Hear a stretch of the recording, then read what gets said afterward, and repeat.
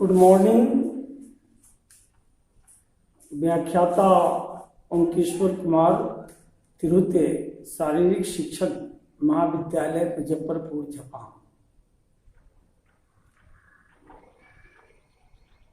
पूर्व की चर्चा में आपके बीच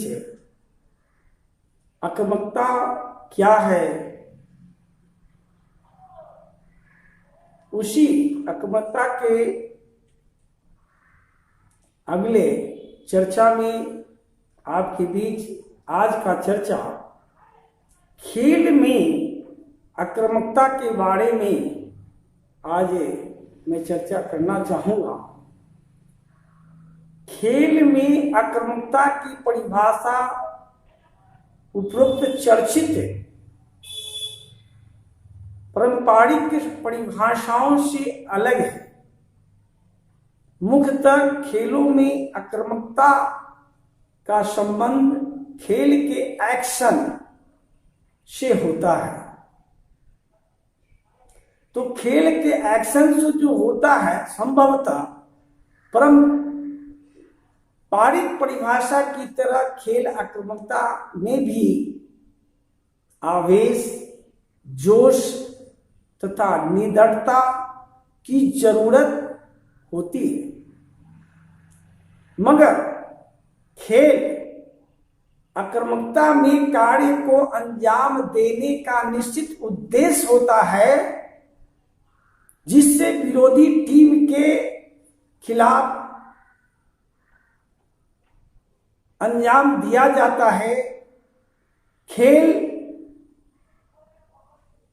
मैदान में प्रदर्शित कौशल तापूर्ण व्यवहार में चमत्कारी प्रकार का हौसला तथा निडरता समावेश होता है, जो किसी निशाने को साधने तथा सफलतापूर्ण एक्शन में देखने को मिलता है। खेलों की आक्रामकता किसी व्यक्ति के विरुद्ध व्यक्त नहीं होती, बल्कि खेल के एक्शन के साथ जुड़ी होती है, जो खेल के स्कोर करने में मदद करती है तथा समन्वय हालत में ऐसा व्यवहार देखने के लिए या देखने को नहीं मिलता है। आक्रामक खिलाड़ी अक्सर वे अवसर के अनुसार ऐसा खेल एक्ट करते हैं जिसमें विरोधी टीम के खिलाड़ी द्वारा रचित, उसको क्या कहा जाएगा, रचित क्या कहते हैं, बाधाओं को लांघने की कोशिश की जाती है। आक्रामकता में ड्राइविंग फोर्स मानसिक स्तर पर प्रभावित करती है, जिसमें डर को कमतर किया जाता है और आगे खेल आक्रामकता उच्च फिजिकल तथा तकनीकी कौशल पर वह निर्भर होती है। अतः खिलाड़ी को आक्रामक होने के लिए लगातार योजित तरीके से उसको हमेशा अभ्यास करने की जरूरत होती है तथा खिलाड़ियों को बिना डर के प्रतिस्पर्धाओं के लिए तैयार रहना पड़ता है।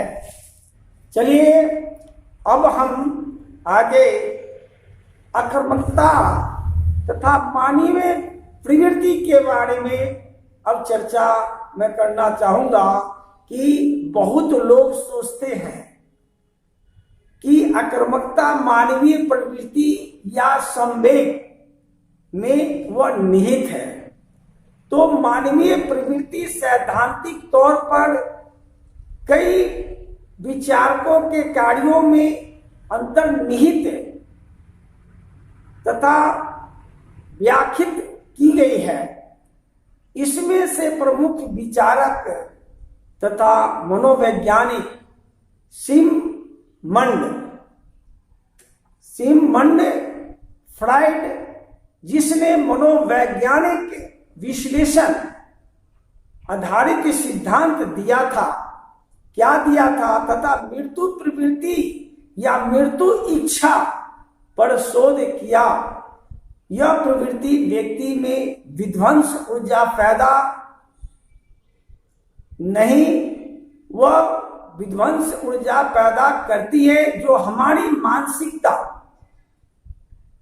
में गहराई से बैठी होती है, मगर इस ऊर्जा को नहीं निकाला जाए तो यह किसी अन्य स्रोतों से स्वयं वह आत्महत्या कर हो या अन्य जैसे कुछ ऐसा कार्य करके जो उसके विरुद्ध निकलती है, यह ऊर्जा खतरनाक रूप में ले। इसके लिए आवश्यक है कि सुरक्षात्मक रूप से अभिव्यक्ति की गतिविधियों के माध्यम से निकाले। अगर वह गतिविधियों के माध्यम से न निकलेंगे तो इस विधि को हम कैथारसिस कहते हैं, जो कुकर में से भाप निकलने की प्रक्रिया के समान है। खेलों में टीम तथा व्यक्तिगत गेम इस ऊर्जा को आक्रामक ढंग से निकलने का अवसर देते हैं। कई जैविक आचार शास्त्री फ्राइड के सिद्धांत तथा व्युत्पत्ति के सिद्धांत से संयुक्त रूप का इस्तेमाल आक्रामकता को समझने के लिए उपयुक्त मानते हैं। इस प्रकार से जैविक आचार संहिता शास्त्री जैव विज्ञान के आधार पर पशु के व्यवहार को समझने की कोशिश करते हैं, जैसे कि कीड़े मकोड़े, मछली, पक्षी आदि जो अपनी प्राकृतिक आवासों में रहते हैं, उनके अनुसार जीव के जीने का आधार व्युत्पत्ति प्रक्रिया में इसकी आक्रामक प्रवृत्ति उनको जिंदा रखती है। इसलिए खेल में भी खिलाड़ी तथा दर्शक खेलते हुए या खेल में देखते हुए अपनी आक्रामक ऊर्जा को बाहर निकालते हैं, जिससे संतुलन बना रहता है। आपको मैं बता दूं, एक ब्रिटिश सामाजिक मनोवैज्ञानिक ने इस इथोलॉजी को संयुक्त रूप से मानते हुए विचार रखा कि खेल फैस तथा दर्शकों की खेलों में अनुष्ठानिक टकराव का असर देते हैं। ये टकराव बिना नुकसान की खेलों में या बिना नुकसान के होते हैं, जिसमें इसकी प्रतीकात्मक रूप के आक्रामक ऊर्जा निकलती है।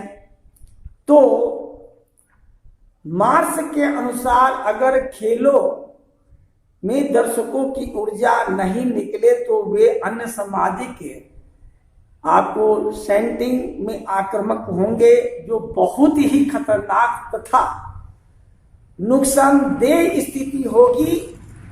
इन तीनों सिद्धांतों के अनुसार एक बात कॉमन है कि खेल आक्रामक ऊर्जा को निकालने का सुरक्षात्मक वाल्व का कार्य करते हैं। इतना ही। संक्षिप्त शब्दों में आप आक्रामकता तथा मानवीय प्रवृत्ति के बारे में आपने समझा। मैं अपनी वाणी को यहीं समाप्त करता हूँ। धन्यवाद।